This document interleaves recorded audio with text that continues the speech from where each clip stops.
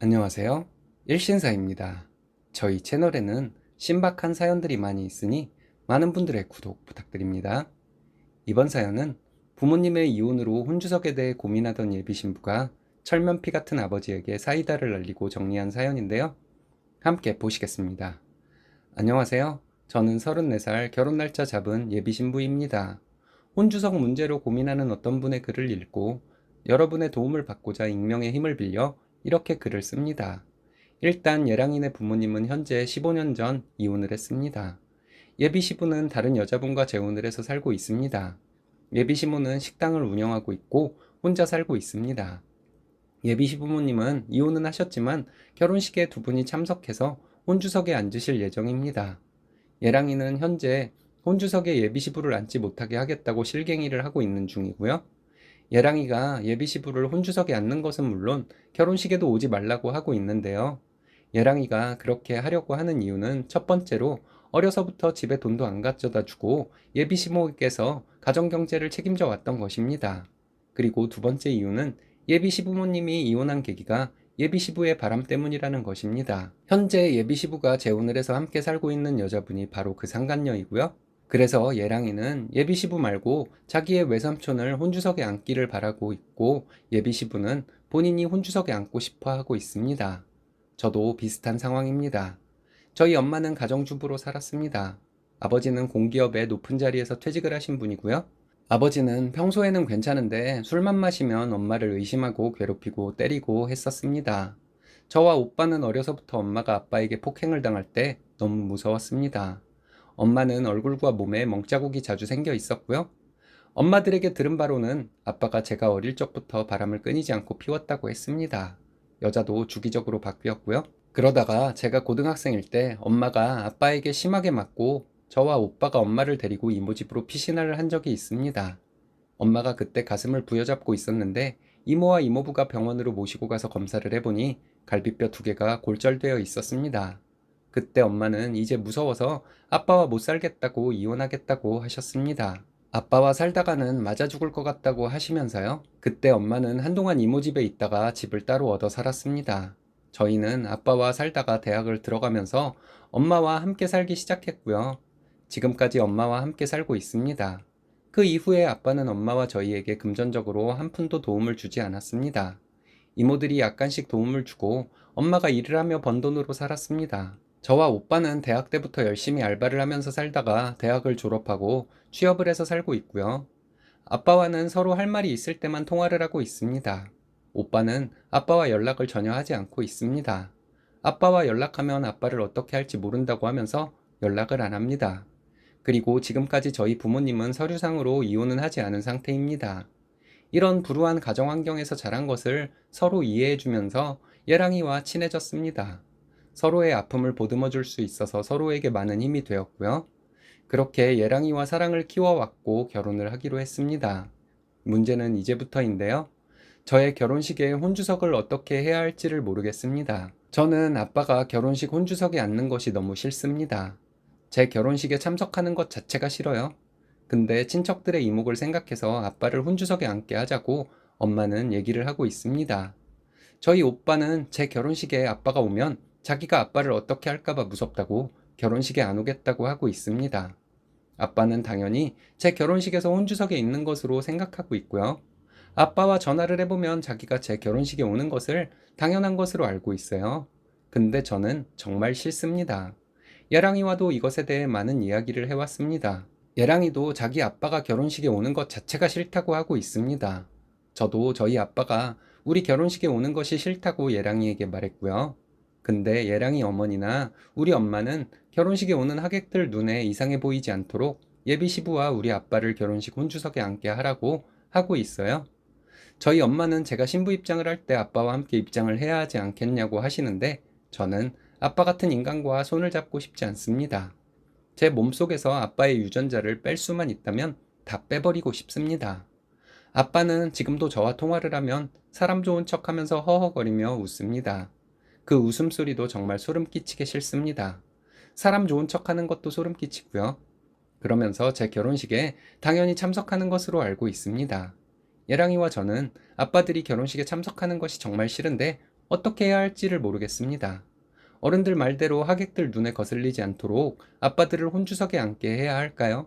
솔직한 심정으로는 결혼식에도 오지 말라고 하고 인연을 끊어버리고 싶습니다. 즐거워야 할 주말에 유쾌하지 못한 이야기 올려서 죄송합니다. 제 이야기 들어주셔서 감사합니다. 후기입니다.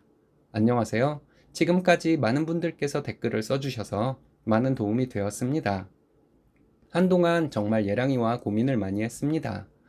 많은 분들이 여러 가지 조언도 해주셨지만 저에게 그런 환경 속에서 잘 자라주어서 고맙다는 말씀을 해주셔서 며칠 동안 댓글들을 읽으면서 많이 울었습니다. 예랑이와도 만나서 함께 댓글들을 읽으면서 같이 많이 울었습니다. 커피숍에 둘이 핸드폰을 보면서 울고 있는 모습을 다른 사람들이 보면서 참 이상하게 생각했을 거예요.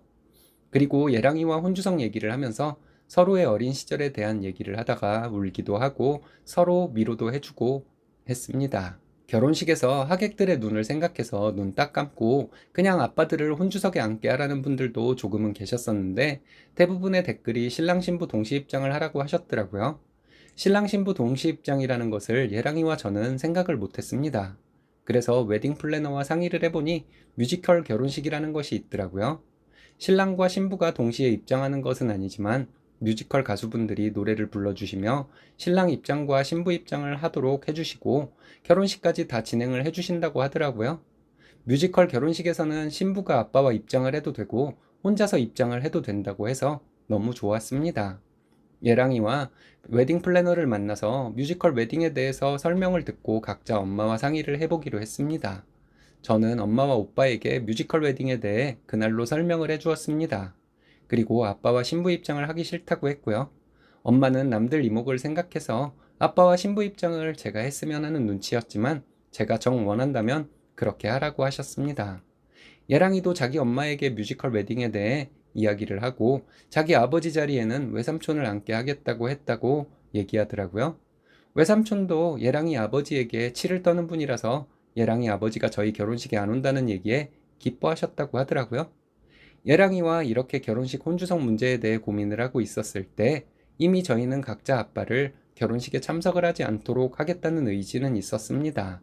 근데 어머니들이 하객들의 이목을 생각해서 아빠를 혼주석에 앉게 하라고 하셔서 고민을 하고 있었는데요.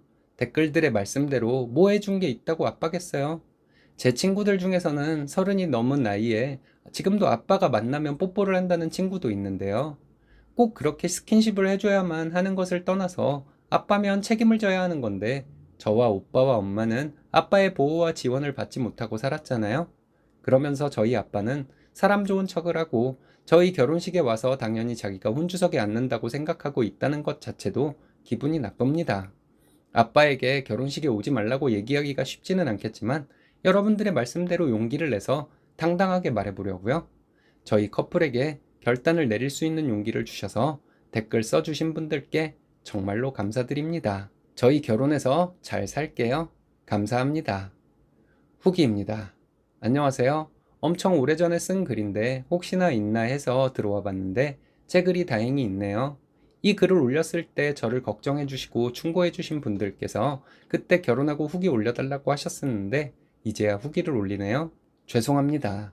결혼 준비하고 결혼하고 신랑과 정신없이 사랑하고 하느라 바빴습니다. 늘 후기를 올려야지 하며 생각하고 살았는데 이제야 올리게 되었습니다. 일단 저희 결혼식은 예정대로 뮤지컬 웨딩으로 잘했습니다.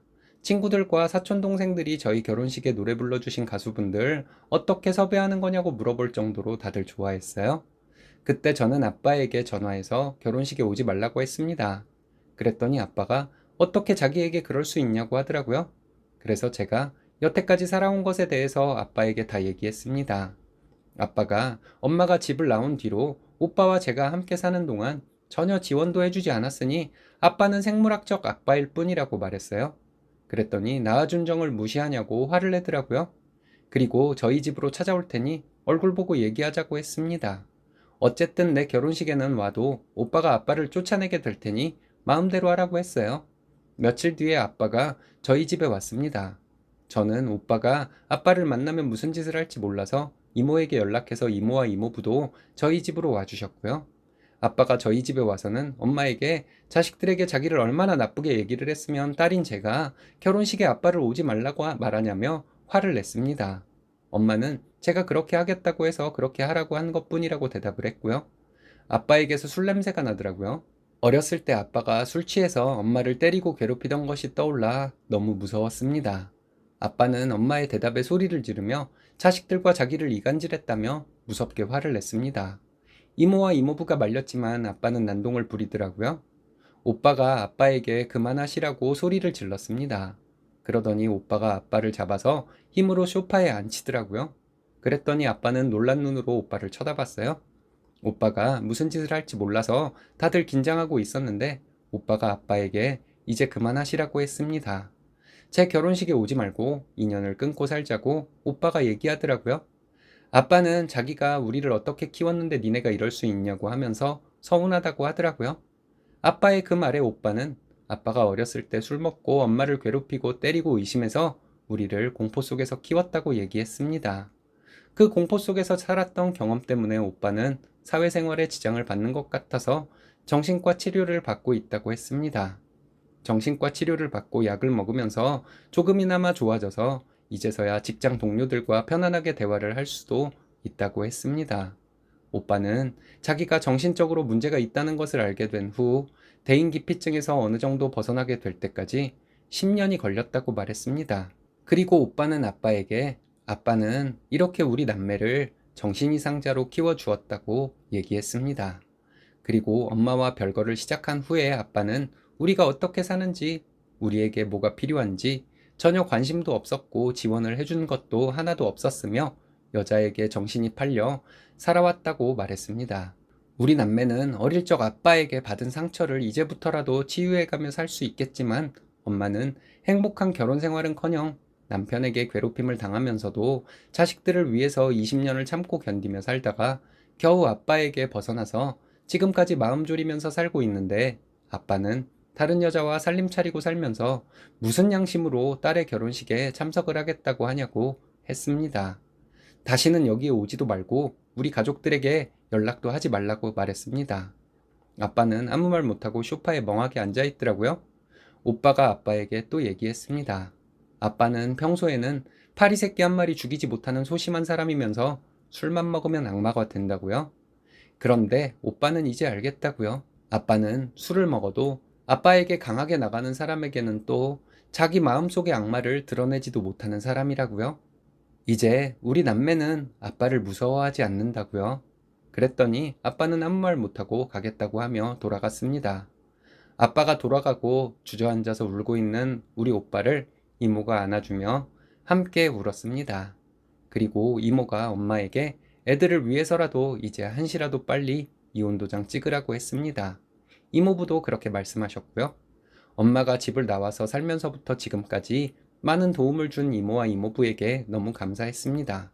그 다음날 예랑이에게 있었던 일 다 얘기하고 우리 아빠는 결혼식에 오지 않을 것이라고 얘기했습니다. 그 이후에 예랑이도 자기 아버지에게 강력하게 얘기를 해서 결혼식에 오지 말라고 얘기를 해서 저희는 혼주석 없이 결혼식을 했습니다. 저희가 결혼을 하고 저희 엄마는 이혼을 했습니다. 아빠가 위자료를 조금밖에 안 주려고 해서 소송을 하려고 했는데 엄마는 조금이라도 빨리 아빠로부터 서류상으로 확실히 벗어나고 싶으시다고 해서 그냥 위자료 조금 받고 이혼하셨습니다. 저는 결혼식을 하고 신혼여행을 다녀와서 아빠에게 전화를 했습니다. 이제 무슨 일이 있어도 연락하지 말고 살자고요. 아빠가 퇴직금이 얼마였는지 지금 가지고 있는 돈이 얼마인지 전혀 궁금하지도 않고 그거 받을 마음도 없으니까 우리 남매에게 노후에 어떤 도움도 바라지 말고 지금 같이 살고 있는 아줌마와 잘 살라고 얘기했습니다. 제 결혼식에서 혼주석에 대한 고민으로 글을 올렸는데 많은 분들의 조언과 충고로 혼주석에 대한 고민 해결뿐 아니라 저희 엄마도 이제 편안하게 되었습니다. 그때 많은 아이디어와 충고를 해주신 분들께 정말 감사드려요. 그 사이에 신랑과 제가 많이 사랑해서 뱃속에 아이가 생겼어요. 제가 임신한 거 엄마랑 시어머니가 엄청 좋아하세요. 아이가 태어나면 남편 잘못 만나서 힘들게 자식만 보고 살아오신 우리 엄마랑 시어머니께 손주 자주 보여드리면서 효도하고 살 거예요. 저희 커플을 걱정해 주셨던 여러분들께 나쁘지 않은 결과를 말씀드리게 되어서 저도 기뻐요. 감사합니다. 고민 해결에 사이다 결론까지 정말 잘 됐습니다. 그런 환경 속에서도 잘 자라주셔서 저도 고맙습니다. 말씀도 예쁘게 하시는 쓰니님, 행복하세요.